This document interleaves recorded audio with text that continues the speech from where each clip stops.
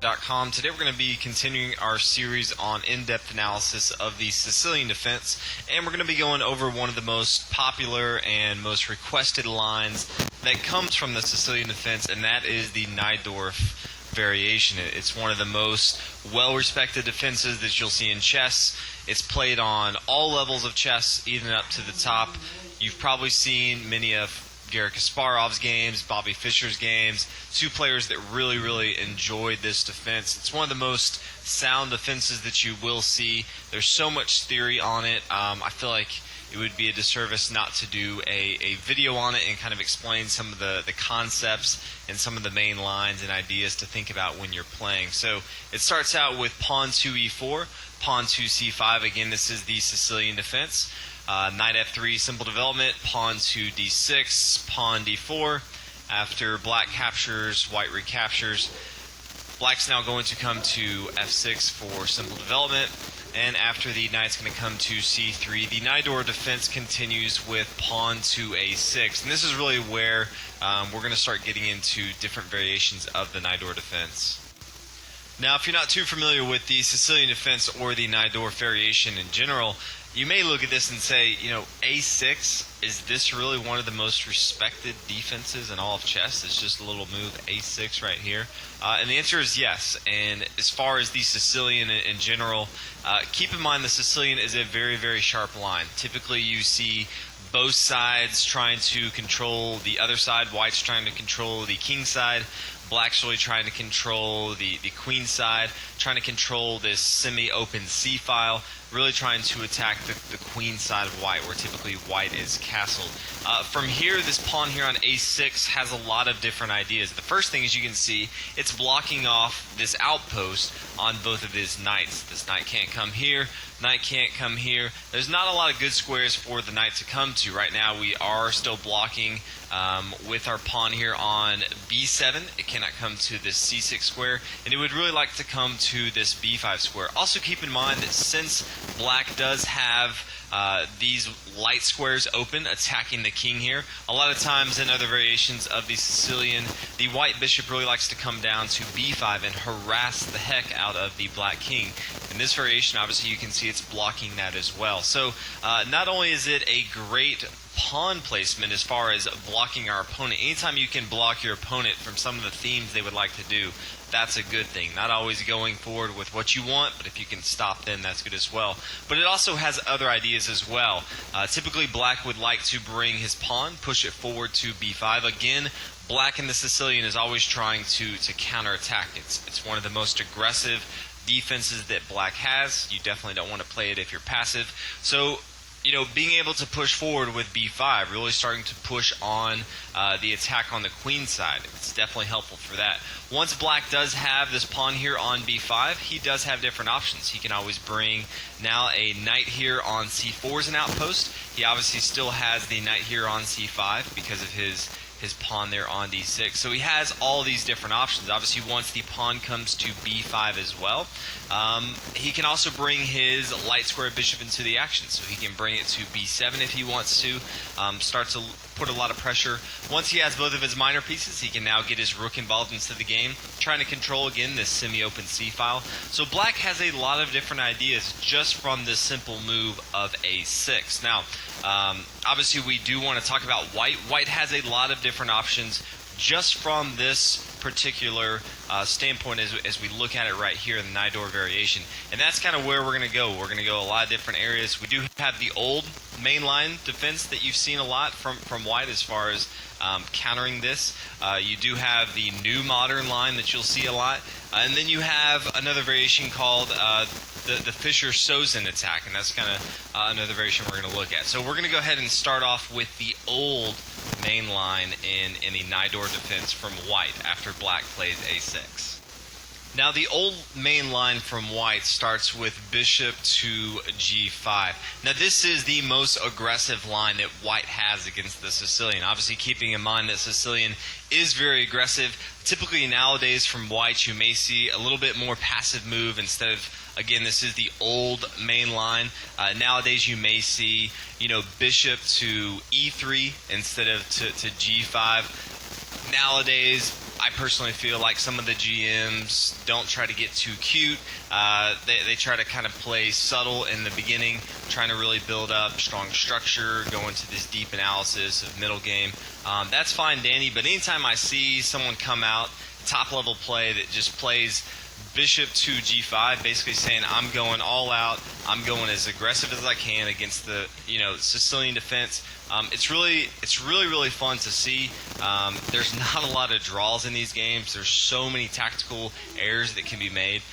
It's just really fun to watch. So personally, I play against a lot of aggressive players, so I see this line more times than not. If you've played the Najdorf defense, you've probably seen it a lot. So from here, Black does have a few different options. One of his options is to play pawn to e6.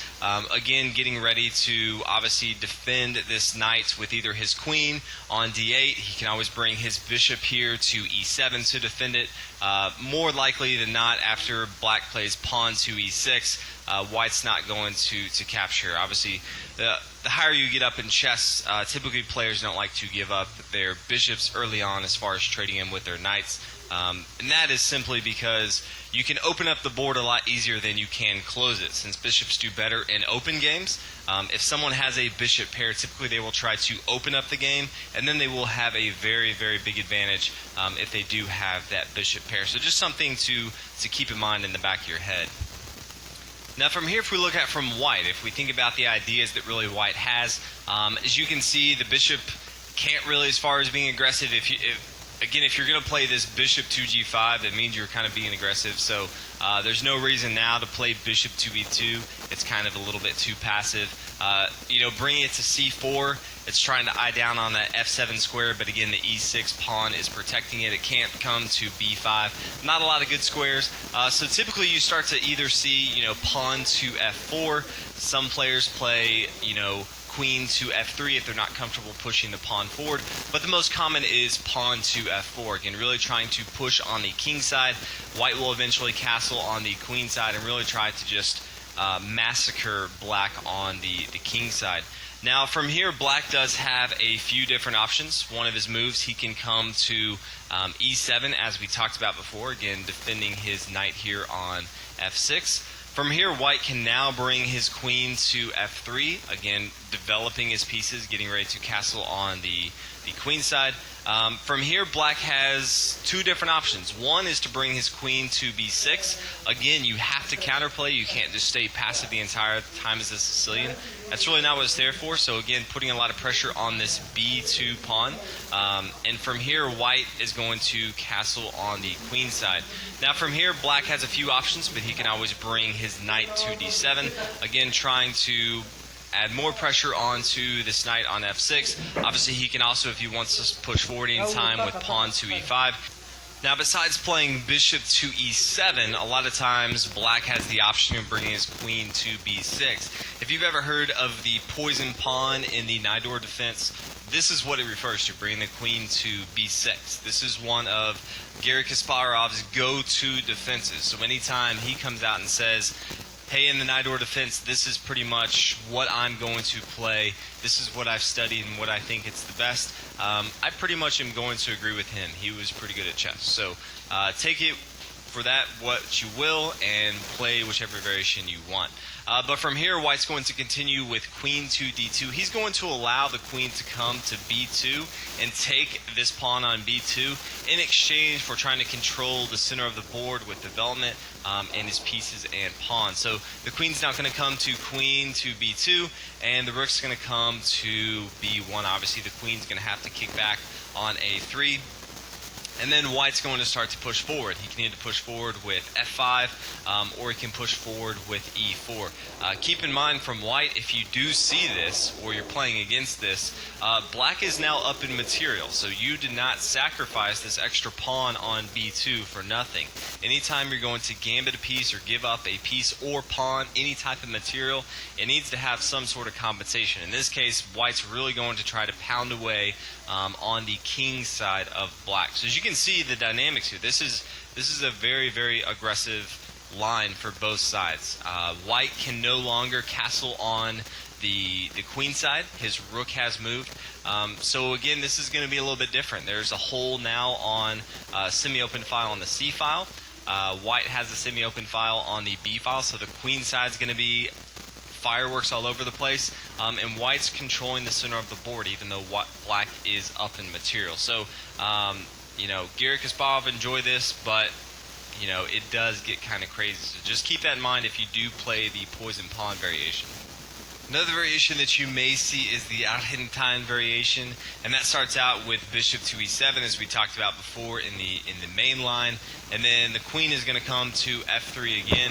But from here, instead of bringing the queen out to b6, as we talked about before, or even c7 if you want to, from here Black's going to play pawn to h6. Now, I know many people, anytime your opponent tries to pin down your knight, you just immediately play h6 or you play a6, depending on if he's pinning down the knight to the queen or the king. In this case, this is probably one of the more wild, crazy, chaotic variations that you will see. So we'll go ahead and get into it. Again, if White chooses to exchange, anytime someone exchanges their bishop for your knight early on, hey, that's a win for you. Again, try to open up the game and really use your bishop pair. Typically, you won't see someone do that if they know what they're doing, if they're familiar with chess. So in this case, you might see the bishop come back to h4. Again, this is the main line in the Argentine variation. Black's now going to play pawn to g5, again really breaking this up. Now, as you can start to see already, Black typically castles on the king side in the Sicilian defense. So this is pretty much just breaking everything up, especially after, you know, pawn takes on g5. As you can already see, Black's not looking to castle on the king side anymore. So anytime someone basically says, hey, I'm not going to castle where I'm planning on to, and none of these pieces, the queen, bishop, and knight, are developed, so it's going to take me a long time to castle on the other side with this C file open, you pretty much know Black's saying, hey, I'm going all out, I may not even castle, and there's just going to be fireworks. So if you like chaos, hey, try this defense out. It's kind of entertaining. So from here, Black's going to play knight to d7, a very important move, getting his knight out of the way, also getting ready if he wants to come to e5, and he's also allowing the bishop and the queen now to both eye down on this dark square diagonal. If he wants to take on here on g5, he can also take here on h4 if this pawn moves. So very important move to bring the knight back to d7. From here, White's going to actually capture on e6. And Black is going to recapture with his pawn here on e6. Now, if White's not too familiar, he could definitely make a mistake here. If he does not see that it's actually a good move to take on e6, obviously if Black captures, you may be thinking, you know, I don't understand, why would White give up material here? As you can see, he's really opening up all these lines here. His queen can now come to h5, attacking the king here on e1. The king's going to have to come to f8, and then the light square bishop can come to b5. Now, even if you look at this, you'd say, you know, Kevin, I don't understand. Why would you bring your bishop to b5? Like, you're just asking for it to be taken right here with this pawn here on a6. But what it does is it also allows you to open up the door if you want to castle on the king side. You can also just bring the rook to f1. It's going to be really, really hard for Black to cope with all of the stuff that you have going on here. Obviously, White has the queen here on h5. A lot going on. Fischer actually came up with the best refutation of this, and that is, instead of taking with the pawn here on b5, is actually to play rook to h7. And this is really the saving grace for Black. It really sets up if he needs to defend. If the rook comes to f1, it kind of gives him the ability to swing this over if he needs to. Obviously, he can bring his king to g8 if he needs to. But it really protects this key square here of the f7 square. As we talked about before,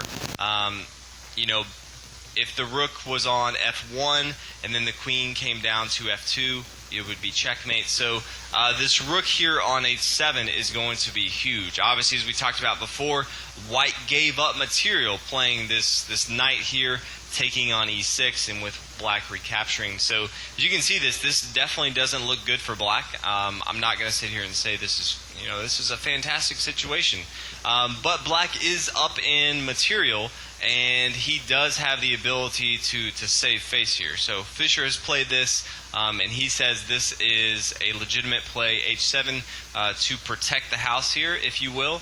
But you definitely are going to have to be, aggressive for black. You're definitely going to have to start to push forward. Obviously, you're attacking this bishop here on b5. White's going to have to do something about that. Black's definitely going to have to start to get his other pieces involved, really start to get some counterplay, or he will get crushed here on the king side, especially if white decides to castle on the queen side, get both of the rooks involved. It's definitely going to be chaotic, but I kind of told you that going into this variation. So this is the old main line. We're going to go ahead and now get into the new main line that you'll see a lot in high level. The new main line starts with bishop to e3 in this position, a little less aggressive than if the bishop came down to g5.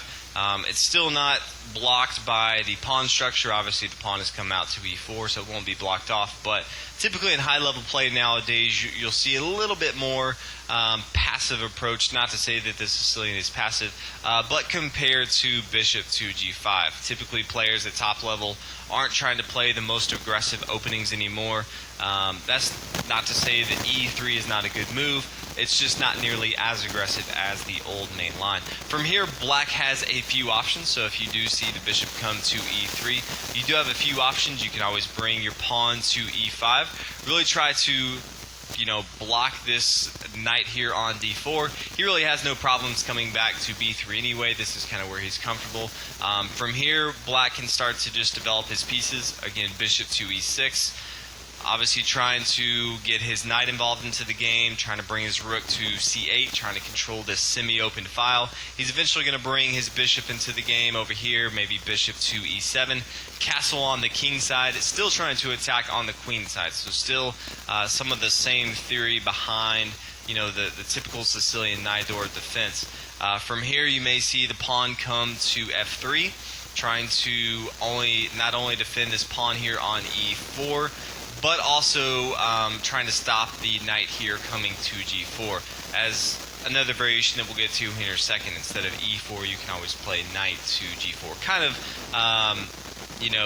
annoying if you see it as white, knight coming to g4, which is why I actually prefer playing that. So this is why you might see pawn coming to f3. Again, if you do see pawn coming to f3, this typically means that white's not going to castle on the king side. If he does, this is not really aggressive. You might want to push it forward to f4, open up the f-file for your rook here. Playing f3 and then castling on the king side is kind of weak sauce. You're really not helping your protection of the king side, and you're not really also making it aggressive for your rook as well. So this typically means they're going to castle on the queen side. From here, black can continue with knight to d7. Again, he can always bring it to c6 if he wants to, but this will allow him to bring his rook right away to c8 and really control that long semi-open file. From here, you may see queen come to d2, getting ready to castle on the queen side. From here, black can really start to push forward. He can bring his pawn to b5. Again, he can always bring his rook to c8 if he wants to. A lot of times you will see this push to b5 right away, kind of hoping that the white will castle on the queen side first, and then, because if you see that, then black can push forward with b3, kind of an annoying move. Again, white now has to move his knight here. So instead, a lot of times from white, you will see a3 first, or you may even see a4 first, putting a lot of pressure on black, trying to have him decide where he wants to go. Now obviously if these come off the board, then white may revisit the option of castling on the king side. Obviously if he's going to give up this this long a-file or semi-open a-file, it's going to be much harder to protect the queen side. So depending on his idea of how he wants to attack, he can either castle on the queen side or he can push up with this a pawn to a3. A lot of times you may also just see a4, really trying to put a lot of pressure on black. So very common just to see a4. Now if we come back here, as we talked about before, black has the option of coming forward with e5. He can also either just come to e6, or a lot of times I actually recommend playing knight to g4. This is kind of a pain in the rear for white. Obviously you're trying to exchange pieces. You're trying to exchange your knight for the bishop. As we talked about before, early on this is advantageous if you can trade those off, even though they are technically both worth 3 points. Now this knight is being protected by the bishop here on c7. If you've watched the other dragon variation, you know that from here white can always come down and check the king here on b5. But the great thing about the Najdorf defense is this pawn here on a6. Again, very, very key outpost here on b5 that it's protecting. So black no longer has to worry about the bishop coming down to b5, which makes the knight here on g4 that much more fun to harass the bishop here on e3. So from here, white can continue with bishop to g5, black can continue with h6, then bishop h4. Again, these are standard moves. Pawn to g5. The white bishop is just going to be kicked back.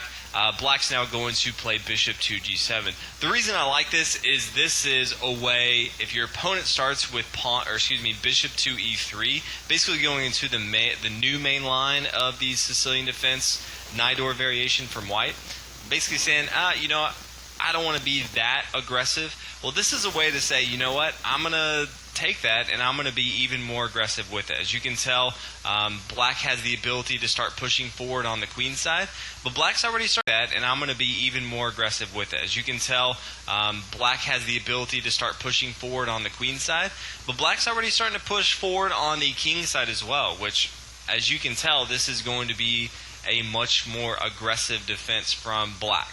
His king defense is going to be not as strong. He's really going to be looking to push forward. White doesn't have as strong a center control here.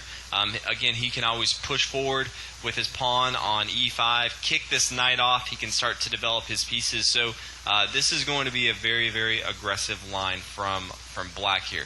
Now also keep in mind, if you look at this, that white does still have the option here to castle on the king side. So you're not really sure where white's going to end up. He hasn't moved any of his pawns on the f file. So there's a lot of different options. This is kind of why I like this idea in the new main line. Now the next idea is the Fischer Sosin attack. It's a different variation than we've seen before, so I'll go ahead and get into that. Now you won't see this variation as much, but anytime Fischer's named after a variation, I feel obligated to talk about it, since he spent time to analyze it and deemed it necessary to play a lot. We'll go ahead and talk about it. And that is, instead of actually bringing the dark squared bishop into the game, he's going to bring the light squared bishop into the game. He's going to attack this f7 square right away. Now, obviously, this is the weakest square from black in the early part of the game. So first thing black wants to do is he wants to thwart that attack, and he's going to play pawn to e6. Typical logical move, again, making it very hard to continue to attack this. From here, white's going to push back. He's going to play bishop to b3.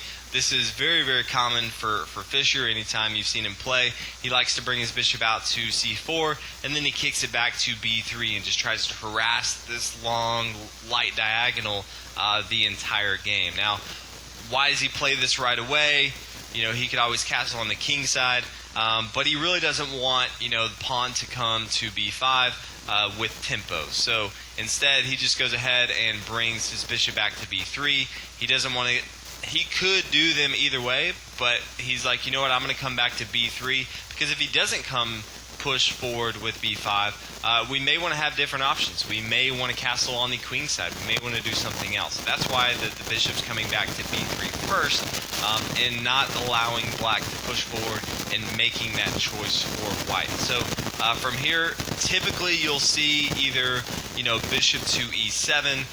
If you're really aggressive, you may just want to start pushing forward with b5, really starting that attack here.